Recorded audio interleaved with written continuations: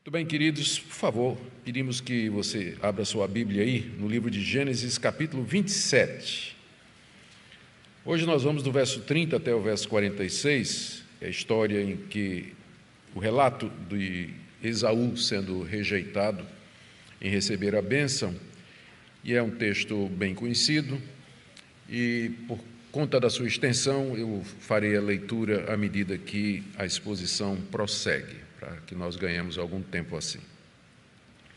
Antes disso, vamos orar mais uma vez, pedindo que nosso Deus nos abençoe nesse momento de compreensão da sua palavra. Sim, nosso Deus, te damos graças pelo privilégio de estarmos juntos, estudar a tua palavra, cantar louvores ao Senhor, entregar-te os nossos dízimos e ofertas e também te apresentar as nossas orações. Nós pedimos agora a tua graça na compreensão da tua palavra. Que o Senhor fale ao nosso coração, em nome de Jesus. Amém.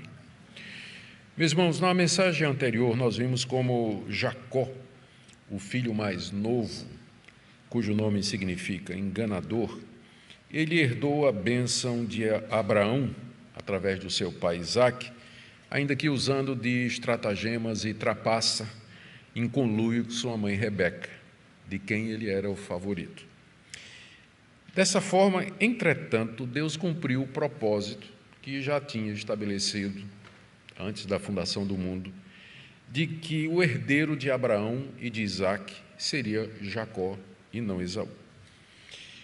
Hoje nós vamos ver como Esaú, ao cair em si e perceber a situação em que ele se encontrava, ele tenta herdar alguma bênção do seu pai e é rejeitado na bênção principal que ele desejava, muito embora Isaque, em misericórdia, lhe concede o que a gente vai chamar de uma antibênção. Quando chegar lá, nós vamos ver por quê. Deixe-me lembrar algumas coisas que haviam acontecido na narrativa para que fiquemos bem situados. Isso aí é uma regra geral de interpretação. A gente precisa ter o quadro maior para poder interpretar o quadro menor. Nós vimos que Isaque tinha sentido que sua morte estava próxima e que era necessário fazer os preparativos para isso. Ele tinha cerca de 130 anos de idade quando ele resolve fazer esses preparativos. Entre os preparativos estava a transmissão da bênção que ele recebeu do seu pai Abraão. E nessa bênção Deus havia prometido abençoar todas as nações em alguém que seria descendente de Abraão. Foi isso que Deus prometeu quando tirou lá da cidade de Ur, na Mesopotâmia, muito tempo atrás. E essa bênção foi transmitida de Abraão para Isaque, e agora Isaque tinha planos de transmitir essa bênção para o seu filho mais velho, Esaú, apesar de todos os sinais contrários de que essa não era a vontade de Deus. Não era porque era o primogênito, o mais velho, que ele estaria na linha da descendência. Havia outros critérios, soberania de Deus para começar. Mas Isaque, porque gostava do seu filho Esaú, e tinha uma predileção por ele, especialmente porque Esaú preparava um guisado de animal selvagem primoroso, ele queria passar a bênção para o seu filho mais velho, apesar de tudo.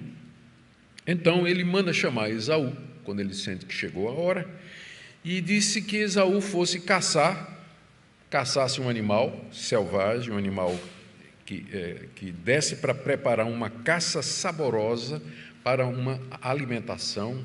Isaque queria comer da caça do seu filho, e depois daquilo ele haveria de abençoar o seu filho Esaú com a bênção de Abraão, a bênção tão esperada. Só que o plano foi interceptado por Rebeca. Aqui entra a Rebeca em cena.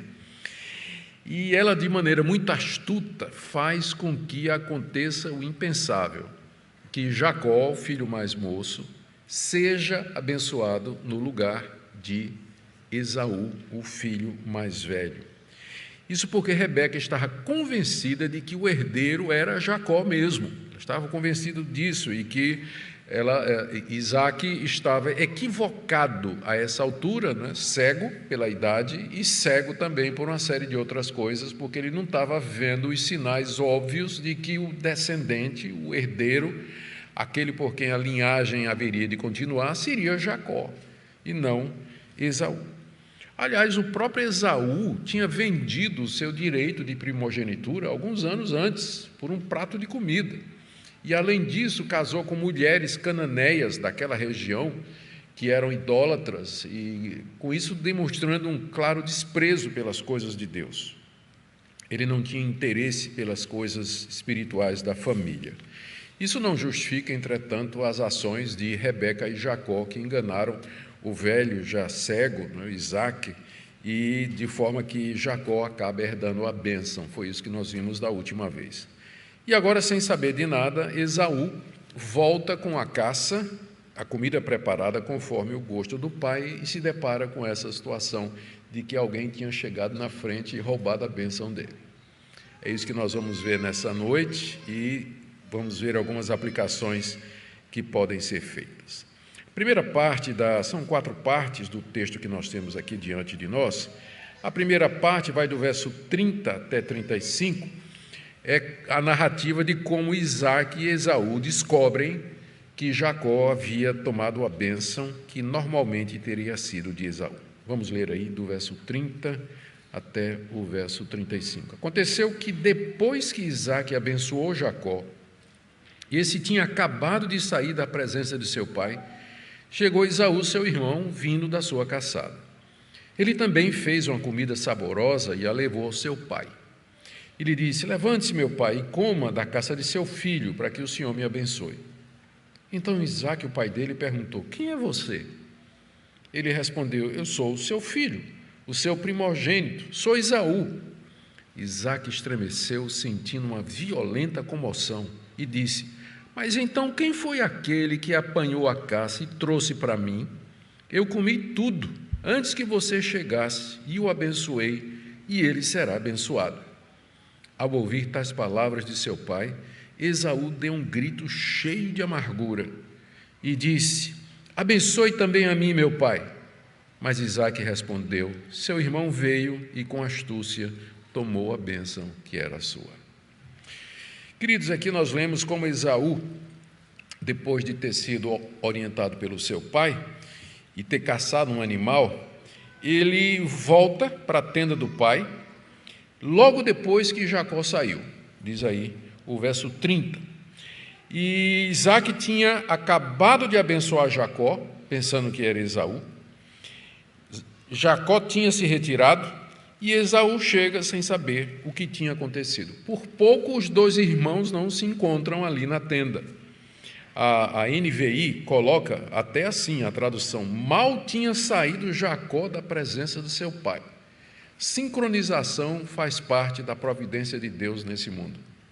Deus sincroniza os fatos de forma que dá certinho. Um não encontrou um outro por uma questão assim de minutos, porque estava tudo dentro do plano de Deus. Jacó saiu de fininho, depois de enganar o pai, e aí chega Esaú com a comida, segundo o pai havia orientado que ele preparasse. Não se encontraram por pouco, porque o Deus da providência, ele guia os caminhos da história, e a sincronização de eventos faz parte disso aí. Nós sabemos que nada acontece por acaso, e tudo acontece no tempo de Deus. Essa é a nossa confiança. Bom, Esaú também tinha feito uma comida saborosa, e agora ele oferece a seu pai, conforme o verso 31. Ele tinha feito uma comida, levou ao pai e disse: levante-se, meu pai, coma a caça de seu filho, para que o Senhor me abençoe. Ele tinha caçado um animal, poderia ter sido uma ave, poderia ter sido um veado, poderia ter sido qualquer outro animal silvestre ou selvagem daquela região ali. Ele era um exímio caçador e também um bom cozinheiro, né? A tradução grega da Bíblia hebraica diz que Isaque amava aquela carne guisada que seu filho preparava. E agora Esaú chega com essa comida e quer que o pai se levante, não podia, né? Provavelmente sentar-se na cama e comer da sua caça e abençoá-lo em seguida. Esaú age ignorando deliberadamente que ele já tinha vendido o direito dele. Ele parece, não é um silêncio conveniente da parte de Esaú, esquecer isso aí, que um dia ele já tinha vendido o direito dele de ser abençoado. Ele está interessado nos privilégios que a bênção de Abraão, através do seu pai Isaque, lhe traria. Não é sem razão que o autor da carta aos Hebreus, se referindo a esse episódio, no capítulo 12, verso 16, chama Esaú de o profano, ou seja, uma pessoa que não tem respeito pelas coisas de Deus. Era um profano, ele não estava interessado nas prerrogativas, privilégios e responsabilidades de ser aquele através de quem viria o Salvador do mundo. Ele estava interessado que ele seria o chefe do clã, ele se tornaria o chefe de todo mundo e ele herdaria toda a riqueza e a fortuna do pai. Era nisso que ele estava interessado. E é isso que ele quer, ele espera receber ali, quando chega para o seu pai e diz: pai, me abençoa, coma e depois me abençoe, esquecendo que ele já tinha aberto mão desse seu direito que ele tinha de nascença, não é? Ao ouvir a voz de Esaú, a essa altura, Isaque já não conseguia discernir, a gente não sabe se ele já estava completamente cego ou se ele apenas não conseguia discernir as feições. A essa altura, Isaque começa a desconfiar que alguma coisa está errada. Como assim? Não é? Eu estou vendo, eu já vi esse filme antes, não é? Ele podia até dizer isso se não fosse cego. Mas, então, ele, peraí, né? O que é que está acontecendo aqui? Não é? O que é que está acontecendo? E aí faz essa pergunta que chega a ser irônica: quem é você? Quando Esaú chega, né, sem saber de nada, aí o pai diz: quem é você? E ele, com toda a simplicidade, responde no verso 32, que é o seu filho mais velho, que é o seu filho primogênito, ele é Esaú, o peludo, que é isso que seu nome significa. Sou eu, meu pai, Esaú. E aí, naquele momento, Isaque descobre que havia sido enganado. Sabe aquele momento que cai a ficha, né? Cai a ficha, a realidade chega, bate com toda a força, a ponto de que, a Bíblia diz aqui, que ele ficou profundamente abalado. Diz aí no verso 33, Isaque estremeceu, segundo a NVT, ele começa a tremer de maneira incontrolável, sentindo uma forte comoção. Essa reação do idoso, né, do patriarca já velho, essa reação de tremer, começar a tremer e de uma forte comoção, era por conta do que se tratava, a seriedade do assunto. Ele tinha acabado de passar a bênção de Abraão para a pessoa errada. Ele pensava, né? Meu Deus, o que é que eu fiz? Eu abençoei outra pessoa que não meu filho mais velho. E ele começa a tremer, né? Está emocionado com aquilo ali que havia acontecido, porque isso era uma coisa muito séria. E ele sabe que mesmo que ele tenha passado a bênção para quem ele não queria, entretanto, aquela pessoa seria abençoada.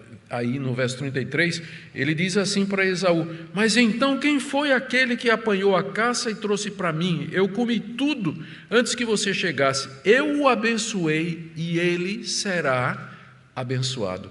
Isaque percebeu que através do que tinha acontecido, Deus havia passado por cima da vontade de Isaque e tinha abençoado aquele que Deus queria, que era Jacó, e não Esaú, que era o desejo de Isaque. Isaque percebeu e por isso ele diz: eu o abençoei e ele vai ser abençoado, ainda que ele tenha obtido a bênção da maneira errada. Mas não há mais o que fazer. Não tem retorno nisso aqui. Note que ele nem menciona aqui, né, o nome de Jacó, mas no coração ele já sabia, né, quando ele diz aqui no versículo 33, quem foi esse que chegou antes, que apanhou a caça e trouxe para mim, que eu abençoei? Ele vai ser abençoado. No fundo do coração ele já sabe quem é, embora ele nem menciona o nome de Jacó. Quando Esaú ouve essas palavras, ele reage violentamente, diz aí o verso 34, ele deu um grito cheio de amargura, ele estava amargurado, deu um grito, eu imagino, grito que ele deu ali naquele instante. E aí ele pede ao pai, ele pergunta ao pai: abençoe também a mim, meu pai. Você vê, a preocupação era em ser abençoado, né? É querer a bênção e tudo que vinha com ela. Abençoa a mim também, meu pai. Ele queria receber qualquer coisa, qualquer vantagem, qualquer benefício que ainda porventura pudesse receber do pai, mas agora não era mais possível. A resposta de Isaac no verso 35 é essa: seu irmão veio e com astúcia tomou a bênção que era sua. Agora não resta mais nada. O que é que eu posso te dar? Porque o que eu tinha para te dar, já dei para o seu irmão. E aqui nada mais era possível saber, fazer. É interessante, né, que Isaac diz aqui: seu irmão veio e com astúcia tomou a bênção que era sua. Né? Isaac parece não ter se conscientizado de que isso é o resultado dele ter conscientemente ignorado todos os sinais que Deus vinha dando de que o herdeiro era Jacó. A começar da profecia, quando os dois meninos estavam no ventre de Rebeca, de que o mais novo seria senhor do mais velho, a começar do fato de que Jacó, saindo depois, nasceu agarrado no calcanhar do seu irmão, fora o fato de que Esaú havia vendido o direito de irmão mais velho por um prato de comida, fora o fato de que Esaú havia casado com mulheres cananeias que não temiam a Deus e que eram idólatras, e assim mostrou que não tinha interesse naquela descendência espiritual que vinha desde Sete, lá do Jardim do Éden. Deus já tinha dado todos os sinais de que seria Jacó. Mas Isaac teimou e agora de repente se vê frustrado e deixaram de lado na sua preferência, mesmo Deus agindo através da astúcia de Jacó, como ele diz aí: seu irmão com astúcia tomou a bênção que era sua. Essa é a primeira parte, então, do relato, quando Isaac e Esaú tomam consciência do que é que tinha acontecido. Na segunda parte, do verso 36 a 40, Esaú é rejeitado em definitivo como herdeiro. Ele já tinha vendido o seu direito, ele sabe disso, ele diz no verso 36. Nós vamos ler 36 até o verso 37, 2 versos. Esaú disse: não é com razão que ele se chama Jacó? Pois já 2 vezes me enganou, tirou-me o direito de primogenitura e agora tomou a bênção que era minha. E perguntou: então o Senhor não reservou nenhuma bênção para mim? Isaac respondeu a Esaú: eis que eu constituí senhor sobre você, e fiz com que todos os parentes sejam servos dele, de trigo e de vinho o supri. Assim, o que posso fazer por você, meu filho? Nesses versículos aqui, eu disse até 40, até 37, na verdade 36 e 37, Esaú é rejeitado em definitivo, não é? Como eu disse, ele já tinha vendido seu direito, ele reconhece isso no verso 36, já 2 vezes me enganou, tirou-me o direito de primogenitura. Você não percebe aqui nenhum remorso, nenhum arrependimento, nenhum quebrantamento, ele bota a culpa em Jacó. Quando a gente lembra da história, foi ele que chegou e fez, não é? Ele chegou com fome, queria comer alguma coisa, Jacó disse: eu troco pelo seu direito de primogenitura, e ele aceitou, ele jurou. Era da responsabilidade dele aquilo que aconteceu, mas aqui ele coloca a culpa somente no seu irmão Jacó, não é? E dizendo assim, não é com razão que ele se chama Jacó, o enganador. Ele não percebe ali, naquele momento, que ele está colhendo as consequências da sua decisão alguns anos antes, e que foi um ato de indiferença e desdém pelas coisas de Deus. Ele está interessado em receber alguma coisa do seu pai. Ainda será que sobrou alguma coisa, pai, para mim? Mas não há mais da parte do pai nenhuma bênção a ser dada a ele, similar àquela que ele tinha dado ao seu irmão mais novo. A resposta de Isaac foi essa aqui do verso 37. Olha, o que é que eu tenho, o que é que eu posso lhe dar? O que é que eu posso fazer por você ainda, meu filho? E aí ele diz o que é que tinha feito, como ele tinha abençoado Jacó, que foi a mensagem anterior que a gente viu. Primeiro, Isaac havia colocado Jacó como senhor sobre Esaú, lhe dando plena autoridade sobre o irmão. Verso 37, eis que o constituí Senhor sobre você, e fiz com que todos os parentes sejam servos dele, inclusos os descendentes de Esaú. De trigo e de vinho o supri, ou seja, Isaque tinha abençoado Jacó com bênçãos de prosperidade, fartura de cereais como trigo, vinho em abundância. E aí ele pergunta, o que é que restou? Porque eu abençoei Jacó com tudo que era possível abençoar. E o mais importante, que era a bênção de Abraão. Ele é agora o herdeiro por quem vem o descendente prometido, o Salvador do mundo. Não resta mais nada. Eu não posso reverter. É isso que ele está dizendo aqui ao seu filho. Eu não posso reverter o que foi feito, porque mesmo que foi feito de maneira errada, entretanto, no final, era isso que Deus queria. Era isso que Deus queria fazer, que era abençoar Jacó. Estava feito. E é interessante, irmãos, que não há nenhum questionamento na Bíblia, daqui para frente, de que Jacó é o herdeiro. Ele é o terceiro patriarca, Abraão, Isaque e Jacó. Ainda que tenha sido feito daquela maneira, não há questionamento nenhum na Bíblia de que o descendente, de fato, era Jacó. Agora chegamos na nossa terceira parte, quando Isaque, movido ainda pelo amor ao seu filho, profetiza sobre ele, do verso 38 até o verso 40. Esaú disse a seu pai, será que o Senhor, meu pai, tem somente uma bênção? Só tem uma. Abençoe também a mim, meu pai. E levantando Esaú a voz, chorou. Então Isaque, seu pai, disse, sua habitação será longe dos lugares férteis da terra, longe do orvalho que cai do alto. Você viverá da sua espada e servirá ao seu irmão. Quando, porém, você se libertar, sacudirá do seu pescoço o jugo dele. Aqui nós temos essa profecia que Isaque faz sobre seu filho, que em lágrimas estava pedindo que o pai revertesse aquilo que tinha feito. Esaú tinha chorado com voz alta, cheia de remorso, ira, ódio, revolta, mas nada daquilo podia fazer Isaque voltar atrás.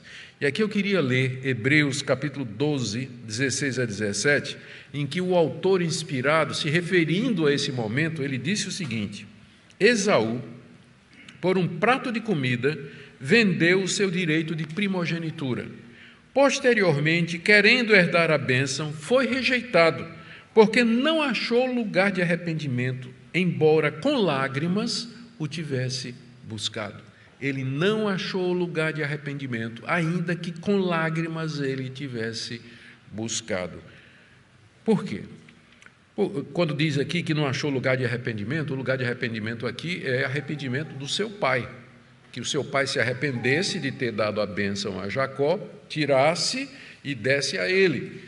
Não achou lugar de arrependimento no coração de Isaque, porque Isaque não podia voltar atrás, ele já tinha cumprido o ritual sagrado, havia abençoado Jacó com a bênção de Abraão, não tinha retorno daquilo ali, ainda que Esaú, com lágrimas, tivesse pedido, me abençoa, meu pai, me abençoa, se só tem uma bênção, o senhor não tem mais nada, chorou ali aos pés do pai, mas agora ele estava colhendo a decisão, resultado da decisão que ele tinha tomado muitos anos atrás, anos passados.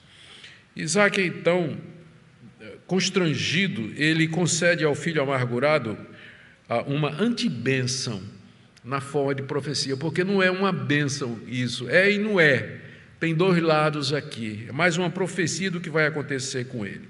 E está aí do verso 39 a 40. Então Isaque, seu pai, disse, primeiro, sua habitação será longe dos lugares férteis da terra. E de fato, Esaú foi morar nas montanhas de Edom, chamadas de Edom por conta do seu nome, que fica do leste do rio Jordão, fora da terra de Canaã. Ele foi morar nesses locais desertos, e ele e os seus descendentes se tornaram tribos de caçadores que moravam em todas aquelas montanhas chamadas montanhas de Edom ou montanhas de Seir.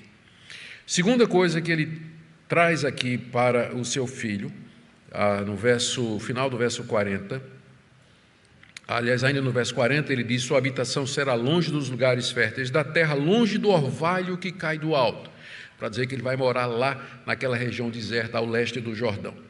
Segundo, no verso 40, você viverá da sua espada.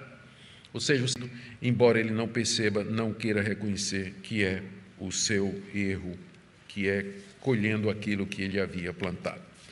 O texto termina aí, do verso 41 a 46, com Esaú se consolando com os planos de matar o irmão, o que mostra a natureza de Esaú, já revela quem ele era realmente, não é? Como é que ele se consola?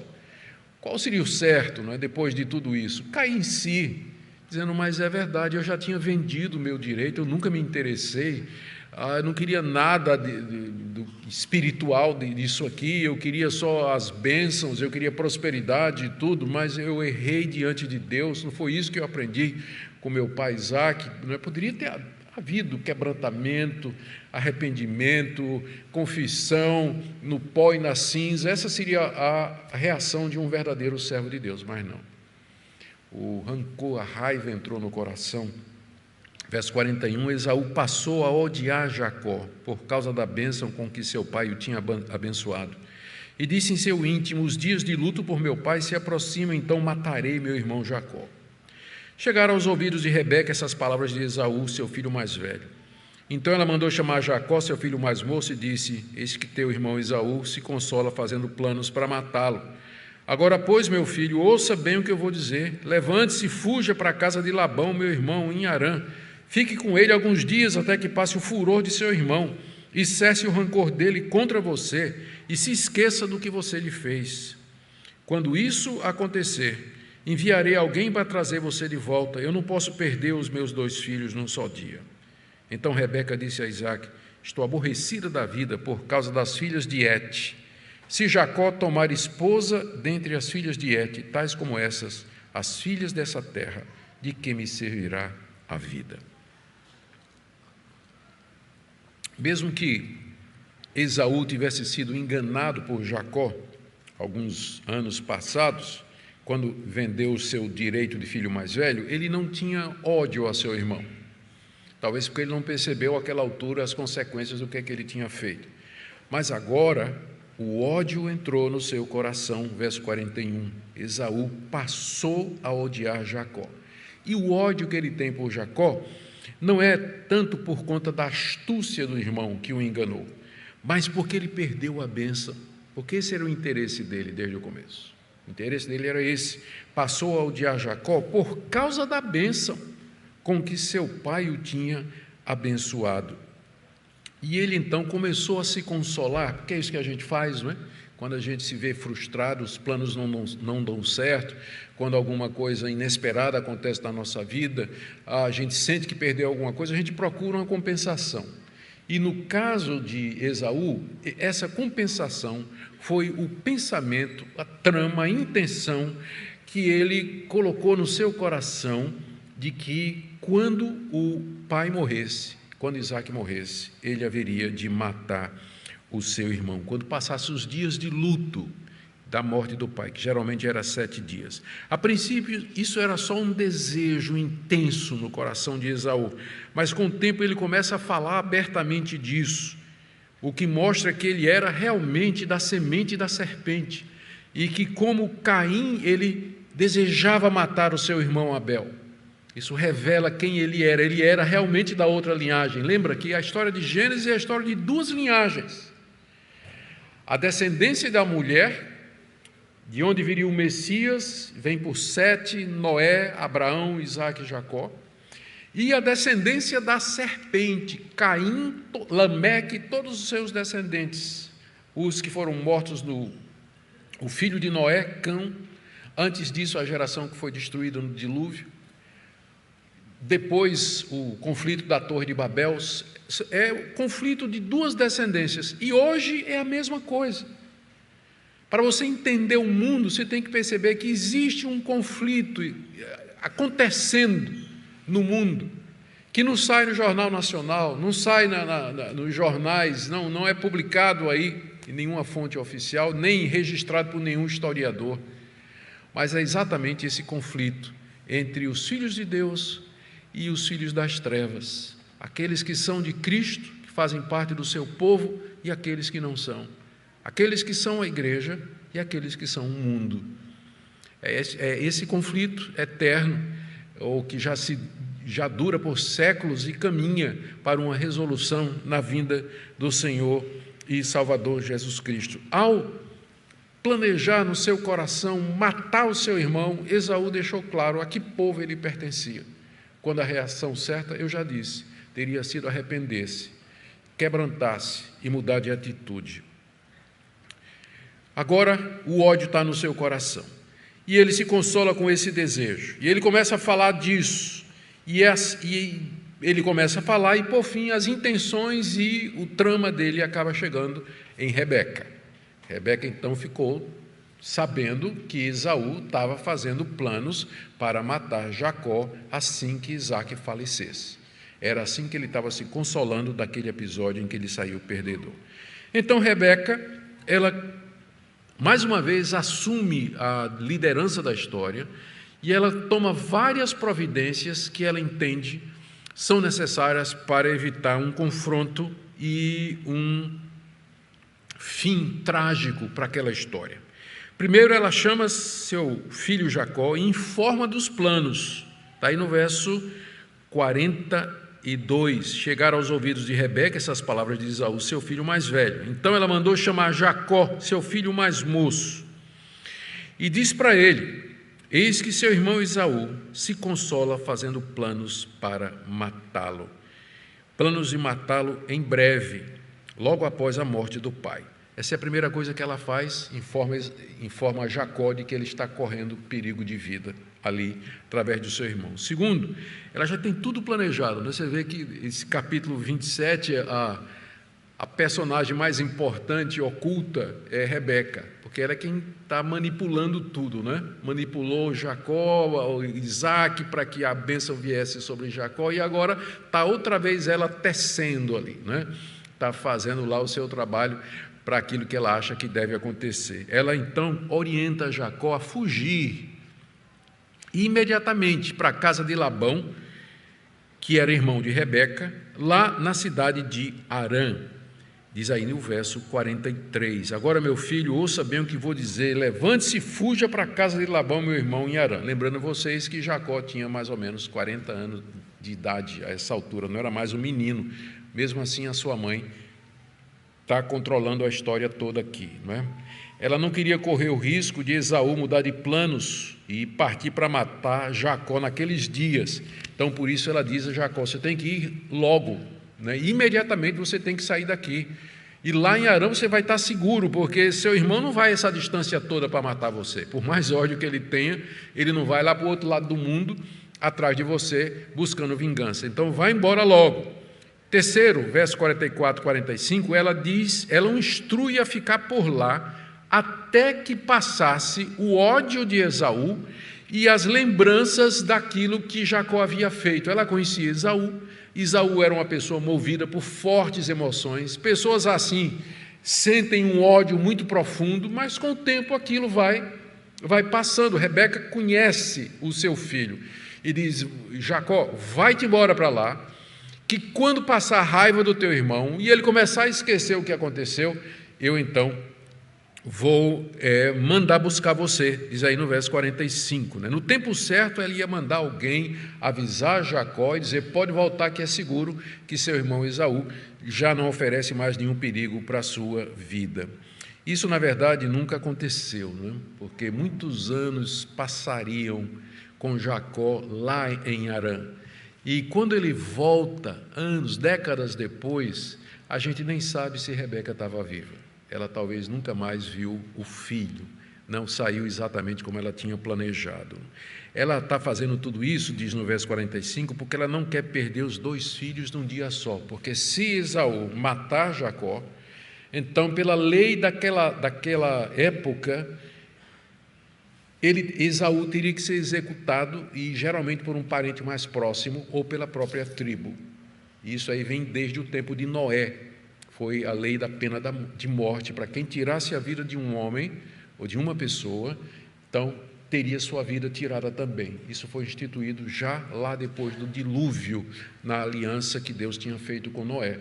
E aquilo estava em vigor entre os semitas, entre os descendentes de Noé, através de Sem, que era a linhagem escolhida. Se Esaú matasse Jacó, ele teria que ser morto pelo crime de assassinato. E aí Rebeca ia perder os 2 filhos num único dia. E ela dizia: eu não quero isso, não quero perder meus 2 filhos. Não é? Ela talvez deveria ter pensado bem, não é? Antes de ter feito o que tinha feito com Jacó.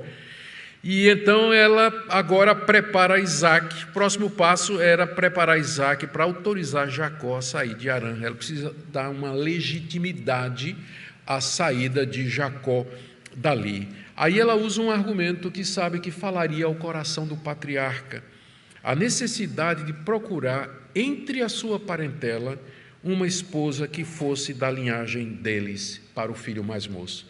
Foi exatamente isso que Abraão tinha feito com Isaac. Tinha mandado buscar uma esposa para ele lá em Padã Arã. E agora Rebeca está sugerindo que é isso que Isaac tem que fazer, né? Mandar Jacó para o mesmo lugar de onde Rebeca veio, para lá encontrar uma mulher com quem se casar. Por que ela usa esse argumento aqui? Ela está profundamente aborrecida com as 2 mulheres com quem Esaú tinha se casado. 2 cananeias, ou hititas ou etéias, chamadas de Judite e Basemate, e que eram um estorvo, era por conta da idolatria e da indiferença para com as coisas de Deus. Nós já vimos, era um fardo para Isaac e Rebeca no final da vida deles. Então ela aproveita disso para dizer: olha, se Jacó casar com uma mulher dessa, eu já não aguento essas 2 noras aqui. E se Jacó casar com uma parecida, então eu prefiro morrer. É isso que ela diz aqui, não é? Bem radical. Estou aborrecida da vida. E no final do verso 46 ela diz: de que me servirá a vida se Jacó casar com uma mulher como essa dessas 2 esposas de Esaú? Então, com isso, ela não está dizendo, mas com isso ela está sugerindo: Isaac, manda Jacó lá para Harã, para arrumar uma esposa lá. Essa era a capa, quando a verdadeira intenção de Rebeca era salvar a vida do filho, porque a qualquer momento Esaú poderia mudar de ideia e, sem esperar o pai morrer, matar o seu irmão. Que tragédia, né? Quantas coisas acontecendo que não batem com a atitude correta de alguém que teme a Deus. E apesar de tudo isso, nós vemos o nosso Deus agindo, costurando a história, fazendo tudo caminhar dentro dos seus planos. Mais uma vez, através das escolhas e decisões de suas criaturas, Deus tece o pano da história para que o quadro final seja exatamente aquilo que ele havia planejado. O que é que Moisés quer ensinar para os israelitas? Imagine você ouvindo essa história, você, séculos depois disso ter acontecido, você, descendente de Abraão, Isaque e Jacó, juntamente com seus parentes, né, o povo de Israel, pronto para atravessar o rio Jordão sob o comando de Josué, ouvindo essas histórias que Moisés tinha escrito nos seus 5 livros. O que isso tudo em particular queria ensinar aos israelitas naquele momento? Eu creio que, em primeiro lugar, um dos objetivos dessa narrativa aqui é explicar aos israelitas a causa da inimizade dos edomitas contra eles. Porque os edomitas eram os descendentes de Esaú. Esaú ou Edom é a mesma coisa.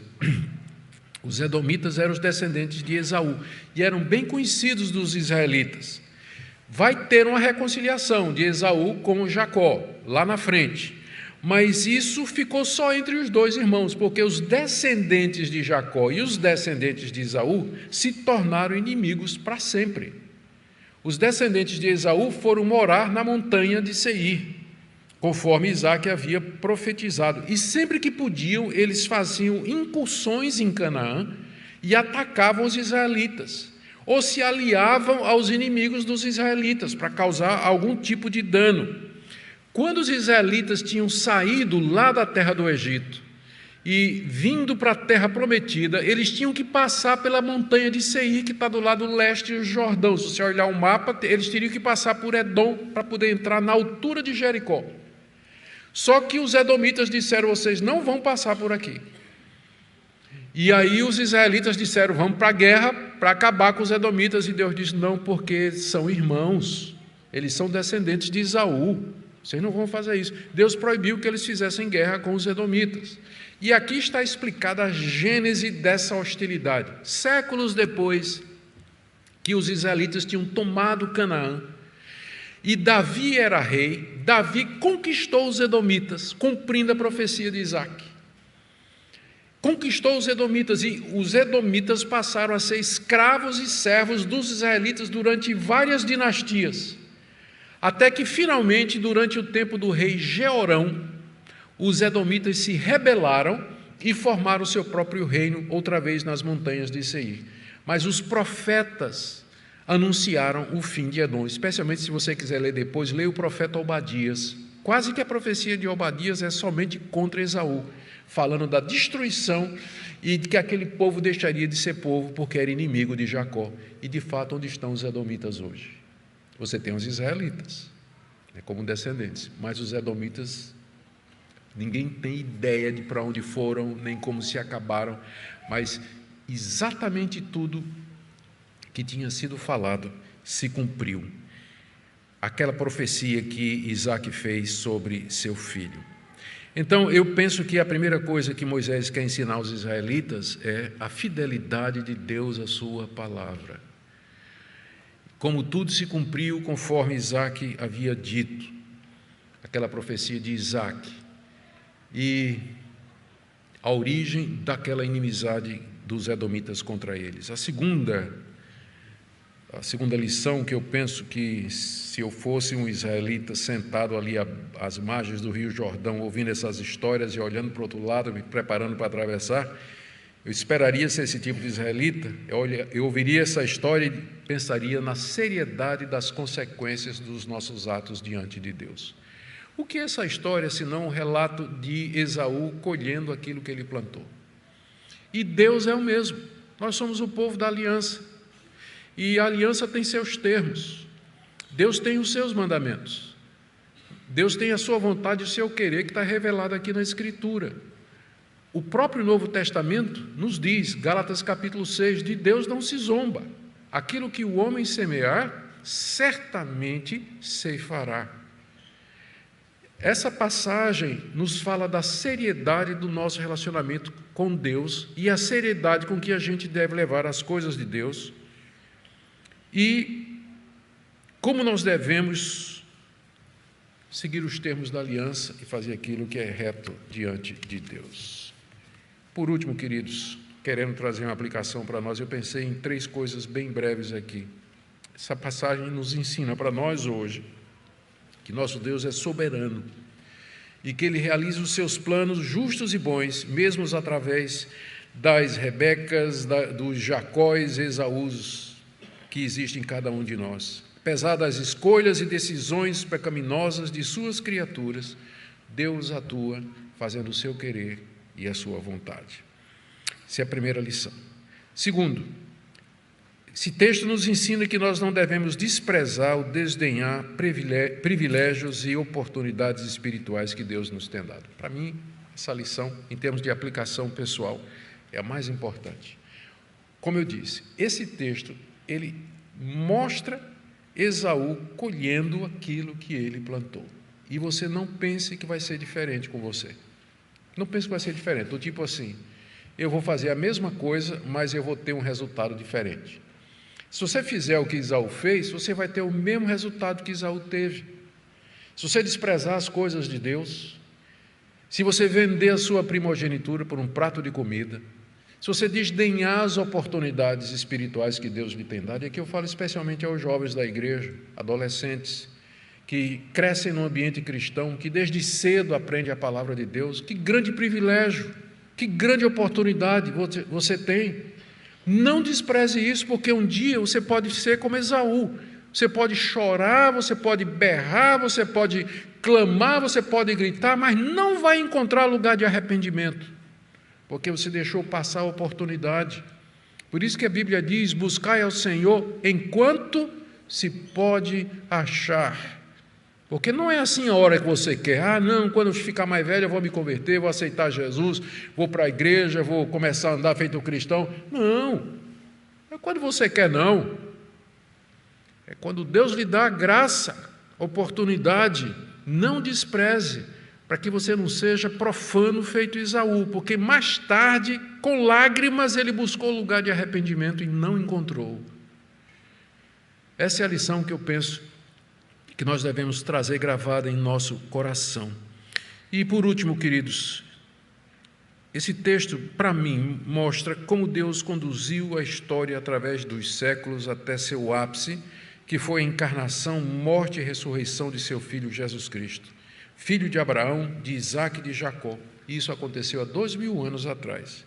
E Deus continua a conduzir a nossa história rumo à consumação do seu plano, que acontecerá com a vinda do Senhor Jesus, a ressurreição dos mortos e o juízo final, e o novo céu e a nova terra. É o mesmo Deus, Ele continua agindo, a sua providência continua trabalhando, cumprindo os seus planos, apesar de você, apesar de mim, apesar do mundo. A história caminha para a consumação. Há um Deus que está no controle de todas as coisas, e eu queria que isso fosse de consolo para você.